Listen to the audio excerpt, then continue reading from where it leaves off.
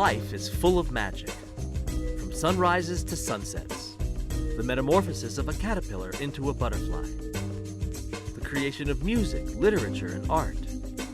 And how about the elegant simplicity of DNA and its glorious double helix, bringing together a handful of proteins and chemicals to literally assemble life itself. To be sure, magic is everywhere. My name is Mio. I've traveled around the world for 25 years, performing for royalty, celebrities, people from all walks of life. And the one thing I've learned along the way, it's that life is magic.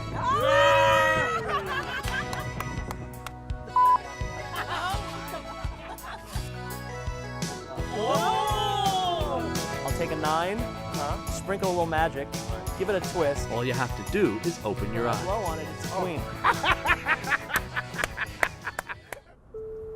Turn left. Have you ever been driving down the road, listening to your GPS guide you to within feet of your destination, telling you where to go and when to turn, and ever thought about just how magical that is? And then, when you consider that there are millions of other drivers at the same moment getting guided at the same time, it becomes mind-boggling. You know, but it makes the point of just how magical our world is. And not just the technological advances, I mean the GPS, the smartphone, the ability to fly, but more everyday things as well. The miracle of sight, you know, artistic genius. After 1/2 mile, your destination is ahead on the left. Or the trillions of microorganisms that are actually living inside our body to keep us healthy. That's what this series is all about. To open our eyes to the magic that is around us every day, and to help us appreciate that life is magic. Do you guys have a cell phone with you? Yes. Can you call somebody that speaks English? Or not even, just call anybody, even in any language. You think Ask so? him to think of a card in the deck. Okay, do me a favor. Okay, think of a card in the deck, any card. Okay. Name it. Think about a card. Okay. 你諗咗個 card 未？你講俾我聽，講俾我聽。And then once he has it, say it out loud. Say me. Yes, please. Tell him to Okay. tell you. 講俾我聽，講俾我聽，係乜嘢？係乜嘢 Is it the Queen of Hearts?？Queen of Heart. Perhaps one of the most magical things in our lives that we take for granted these days are cell phones. Not only can we talk to someone across the country or even around the world, with the press of a button, we can also send words, pictures, videos through the ethers, instantly appearing in someone else's hand. So Arthur C. Clarke said that if you take any technology and it's sufficiently advanced, it's indistinguishable from magic. Dr. William Hahn is a research scientist at Florida Atlantic University in Boca Raton and an expert on artificial intelligence. Right? So these cell phones that we have today, not that long ago, people would have thought this is pure magic. He and Dr. Ilan Barinholtz, a cognitive psychologist who is also studying AI, are co-directors of FAU's Machine Perception and Cognitive Robotics Lab. Their goal is to use what they know about the brain to inspire artificial intelligence and to advance the technology, including its use in smartphones. The ancient Greeks had this thing, the oracle. Yes. And it was unimaginable how it could be, but they could imagine and speculate that such a thing could exist. You could ask it any question, and it would give you that answer to the question. Now, right now, we never have to ask, you know, who won this Grammy last year. We don't have to wonder what the name of a movie was, because we can instantly search for that information, Yes. which is pretty close to an oracle. And it does have that magical quality. And, you know, if we took this back to ancient Greece, They would be considered a god. we would be a god, right? Absolutely. People don't realize it, but when you're carrying around one of these devices, you're carrying around with you a supercomputer by any standards. And the reason why that's so important, it's not only that we can do faster games or be able to download YouTube videos quicker, but the kind of math and computing that these things are doing are actually in many ways simulating the human brain. And so this is where the neuroscience and the artificial intelligence really start to meet. This is how you turn it on. This is your music. Like a vision of the future, the original iPhone hit the marketplace in 2007 and changed the world. And this is a call on on your iPhone. Smartphones rapidly became exponentially smarter, and today they are the backbone of the high-tech revolution called the Internet of Things, allowing people to magically connect with almost everything in their world. We are using these algorithms called artificial neural networks. And what these are really simulations of the brain. Artificial neural network. That's right. So a neural network just means that you've got a bunch of nodes that are connected, and then what you do is, in order to get that thing to perform the behavior you want it to, you got to change those connections. That's exactly like our brain. Our brain is made up of little cells and these dendritic connections, and as we learn and develop, those dendritic connections change, and that's how we learn to speak a language. That's how we learn to recognize a face. Well, the exact same underlying thing is going on in a cell phone when it's running its neural network, and it's learning to recognize your voice, and it's learned to identify faces. And so phones with cameras can now identify objects. Maybe even more impressively, we are able to send our signal, when we talk to our phone, it will go to a server, a Google Cloud server, for example. I see. And the most powerful brain on the planet, in some ways, because this is a super duper computer that's, it's of staggering computational power, is listening to our when we're asking, tell me how to get to this restaurant. It's sending the signal over there, and it's running on the state-of-the-art artificial neural network, deciding what's on there, what you've said, and sending that information back. So in some ways, we're carrying around two brains in our pocket. So what we do here is we experiment and try to understand, how do humans perceive the world? So the virtual reality is all about vision, but this is actually all about smell. And so Alan Turing, the first computer scientist, he said, how do you teach a computer to understand something like what strawberries taste like? It's almost impossible. I mean, how do you explain strawberry? And so what we're doing is we're teaching a computer by example. And so we give it vanilla and lemon and strawberry, just like you would a human being, and say, can you understand what this is all about? And that's really magic, because now what we can do with that is we can use that as for medicine. And so one of the students who's working on this project, they have a diabetic alert dog that actually monitors their blood sugar, and the dog is able to smell these changes. So what we're developing is a sort of computer technology that could help assist the dog in that function. That's amazing. In your view, how have they changed society? How has smartphones, really changed the way we So obviously interact? there's the sense that we're always connected, right, to each other, and also, in a more profound way, we're connected to kind of all the information that's available in the world. Yes. And in addition, there's this underlying technology, this artificial intelligence, that's really latent. It's going on beneath the surface of the phone. And the idea that we can talk to machines and that they can understand what we're saying, this is a radically, amazingly new idea, something that people only dreamed of until maybe the past decade. And the fact that we're able to do this, I think it's easing us into the idea that machines are really much more a part of the fabric of our everyday lives. And so I think smartphones are really important in that sense, sociologically and psychologically. It used to be that you'd say, open sesame, and now we say, hey Siri. And so this magic is really here in our hands now. Let's try something. Do you have a cell phone on you? I do. I want to try a little open sesame with you. Okay. Okay, there we go, locked. All right, so now, there we go. Yep, Think of the first number. okay. Think of the third number. Watch me. 1, 2, 3, 4, 5. 2, 3, 4, 5. 3, 4, 5. 3, 4, 3, 4. I think it's 3. There's 2 left. Think of the whole password in your mind. I have 1 number left. I'm going to touch it. If that phone opens, I've read your mind. I don't know how you did it. Thank you so much. Thank you, very impressive, very impressive. I don't know how you did that. I'm very fascinated with your work, actually. And Dr. Wasim Asghar is another Florida Atlantic University professor who is taking the smartphone to new heights. Okay, that's great. An engineer and expert in microfluidics, Dr. Asghar and his team at the Asghar Lab have been working at turning cell phones into very powerful medical diagnostic platforms to quickly and cheaply diagnose HIV, the Zika virus, and other harmful pathogens anywhere in the world. We thought, okay, everyone has a cell phone, and it is a powerful, magical device. Yes. So why not we can use it for diagnostics? So we start building actually ideas around a cell phone, because cell phone has a camera, it has a microprocessor, it has a lot of things which computer has. So it can actually work as a very compact but very powerful device. To that end, Dr. Ashkar and his lab have developed several apps that use very inexpensive paper or plastic slides and takes less than a drop of blood to test for a specific virus. Dr. Ashkar's latest version of the app will also analyze the results on a smartphone and will do so in greater detail.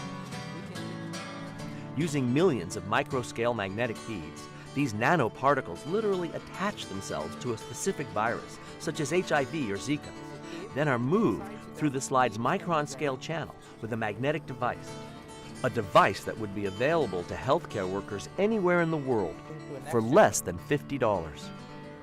Now, if you see that small black circle there, that's a chunk of those micron scale particles which will have actually a virus captured. After the blood sample is fully tested, it changes color, indicating the presence of the virus that it's being examined for. So once you take a video or one photo, then there is an app which we are developing which will quantify that how many viruses are there based on the absorbance of a color. Another amazing app the Ashkar Lab is developing turns the smartphone into a microscope, where a man can check out his fertility in the privacy of his own home. So the smartphone has a camera at the back. Yes. And that camera nowadays are very powerful. And now we just have to attach some lens with this camera which will magnify the image. I see. Then it is a microscope. You can actually look at the thing, you can record a video at a high resolution, and you should be able to do analysis of the video also with the app. So that's the power which cell phone has. What these are a collection of Billboard's top 100, and it's 50 years of the top 100. So pick your favorite album or your favorite artist. Hopefully he's represented. When you've chosen it, put him in your lap coat. Don't let me see who it is. I love you, and you love me. Okay, now, before I came to this lab, I had an inkling that I'd be standing here with three incredible scientists who are going to be thinking of albums. And the last gentleman, I thought, you know, how can I really prove that I've thought about this ahead of time and actually thought you might choose a certain album? Believe it or not, I went to a concert by this very group. I look at you and I say to myself, this guy is a thriller. Did you choose Michael Jackson? Yeah. Because look, on my phone, I took a picture of the ticket that I went to see Michael Jackson in LA back in 1988 at the Los Angeles Sports Arena. And not only that, do you have your phone on you, sir? Yeah. Can you go ahead and dial this number that's been sitting right here in full view the whole time? Because not only did I put a picture of the ticket, but I changed my ringtone for today.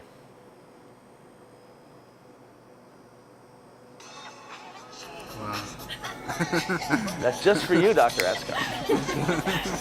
So where are smartphones going to be in another 10 years?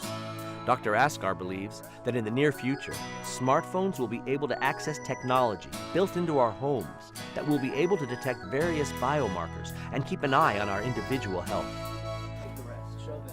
Dr. Barinholtz projects that artificial intelligence will one day actually understand all of the information that's on the internet and potentially give us an answer to any question asked. If we were to ask, well, what's the cure for liver cancer? Right. Well, it's possible that we just don't have enough information at this point. The scientific data is not there.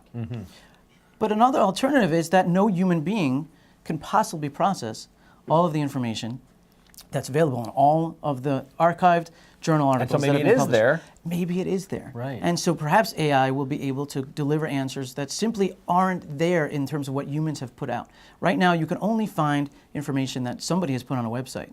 But true artificial intelligence will take us well beyond that. And if our phones can do that kind of thing, well, then we have a true oracle. That would be real magic. Absolutely. Real magic. All right, so we've talked about some of the most amazing uses for the smartphone and the devices we carry in our pocket, these human brains or brain-like items. Well, I'd like to use this phone for its most basic use. I want to make a phone call. And I'm going to open the phone. And in a moment, I'm going to call my office in New York. You're going to think of a card, you're going to tell us the card, and whatever card you name, we're dialing this office because that's where I left the message a few hours ago. So first thing I'd like you to do, Elon, is just name any card in the deck. Just name it right here? Yes, sir. Ace of spades. I'm going to give you the option to change your mind. You can stick with the ace, or you can go to a different card. It's Go up on to a you. different card. Okay, please do. Which card would you like? 3 of hearts. The 3 of hearts. Now hold everything. Because instead of using the phone, I think what we need is this. This is my mind-melding miracle mirror. And this mind-melding miracle mirror can take from your mind the thought and put it right on the mirror. So I want you to think of the card you have thought of.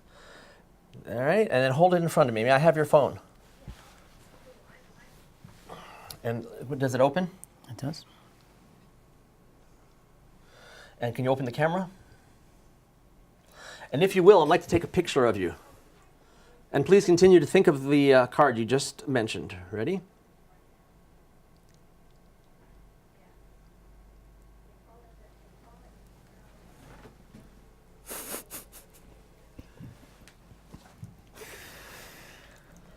Oh, dear God. I believe. However, if you didn't believe it, here we go. 2 hours ago, I placed this message on my machine.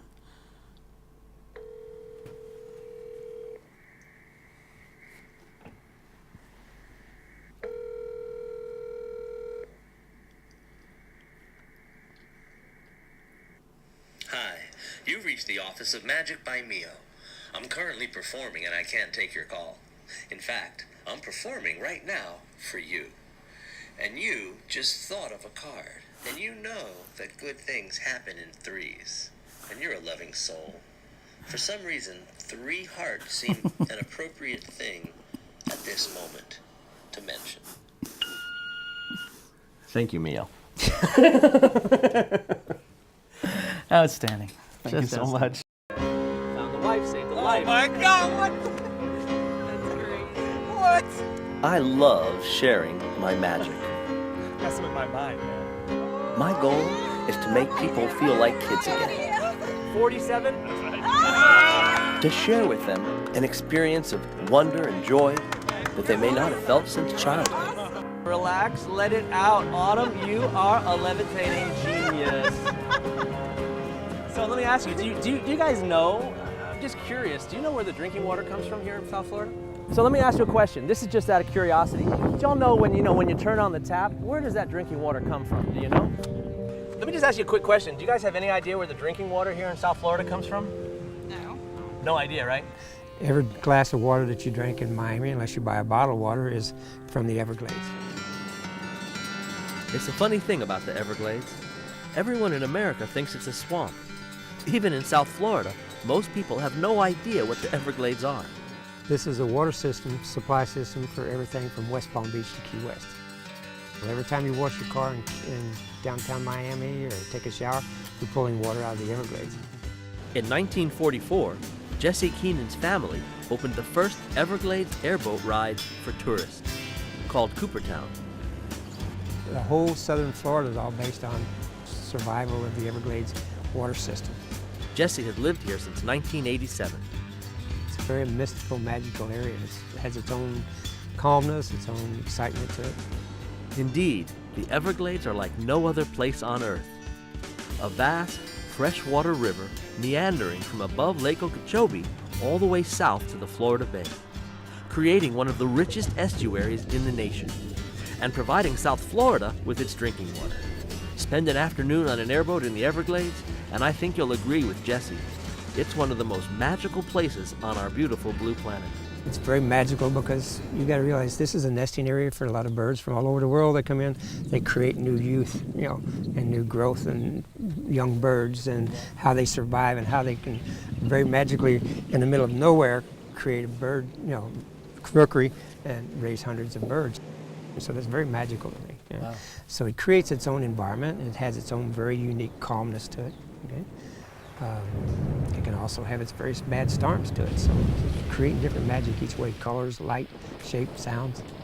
I grew up in New York City, and I always dreamed of going to the Everglades because, like you mentioned, I only knew about it from books and pictures, and I thought, This must be an amazing place, and I couldn't, I thought it was one place I'd always wanted to visit, and now here I am, all grown up, and it's just as magical as I ever could have imagined.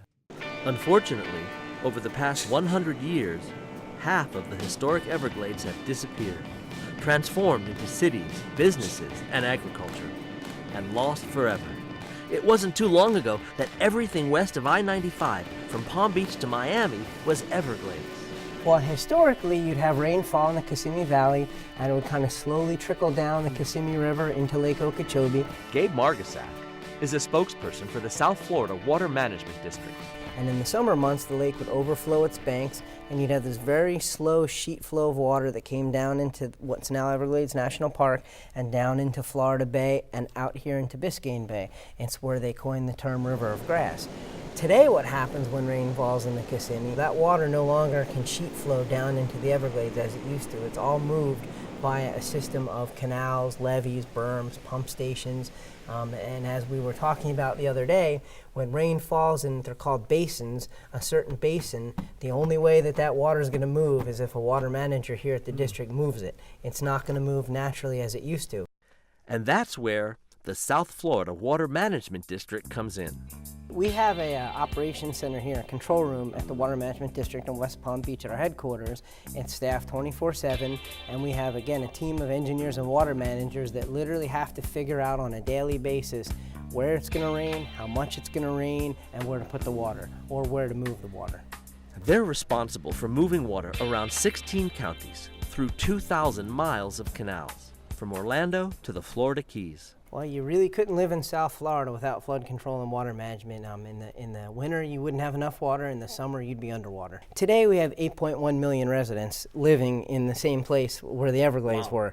So it may seem like magic, but it actually takes a lot of science, technology, engineering, and hard work to make this water management system work so that people can live here. And it's a very delicate balance of providing water supply, flood control, restoring the environment, protecting wildlife.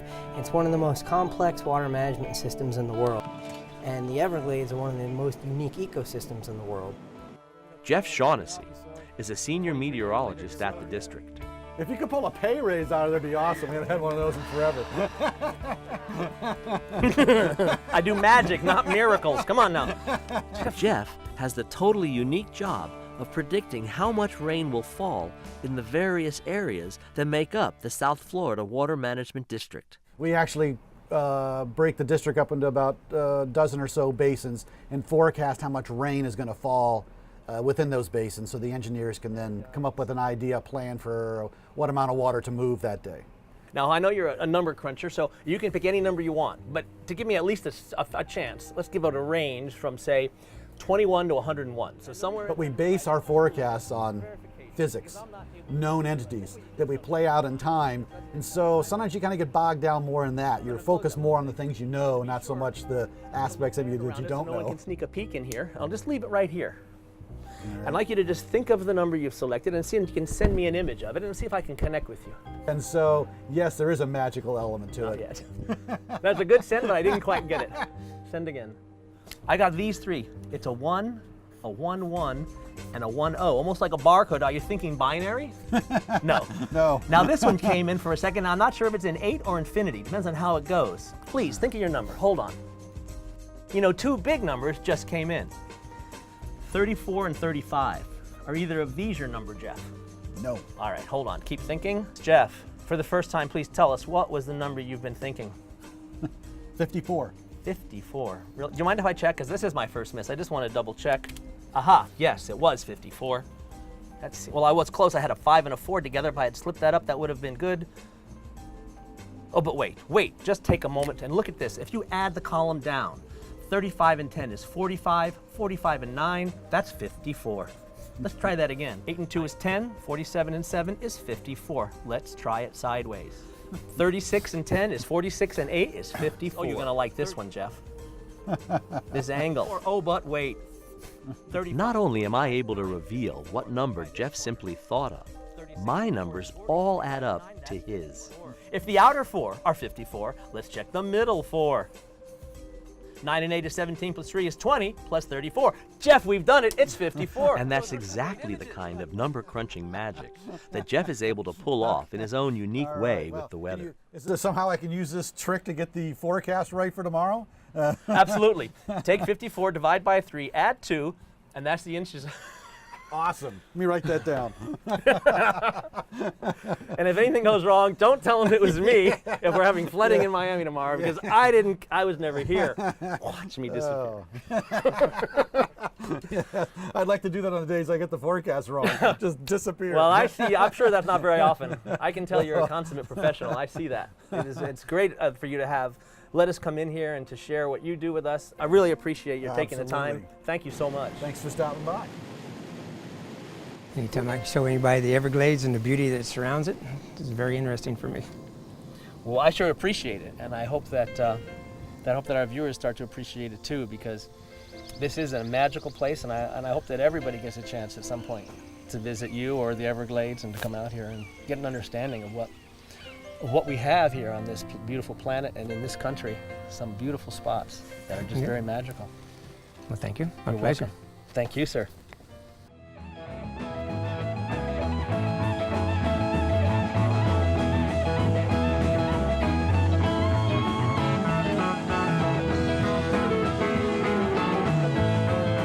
Hi, I'm Carl Pilcher.